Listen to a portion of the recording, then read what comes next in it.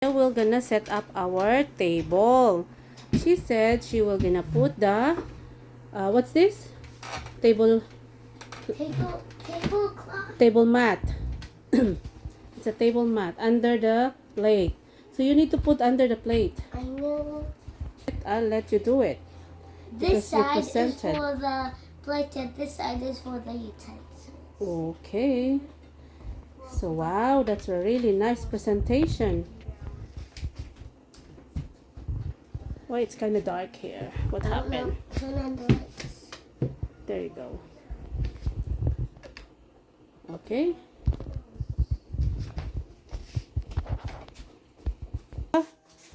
Fork and spoon. No, rice. Put that one first, one at a No, time. fork and knife. Fork and knife. Okay. We don't need a spoon right now because we're just eating chicken, butter chicken and sweet potato. We're gonna distribute the chicken in each plate. Chicken and the potato, sweet potato. Okay. Okay.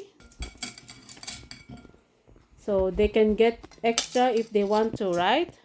Now, potato on the side. Yummy. Okay, just put it. Why only 3 pieces? No, I'm gonna get.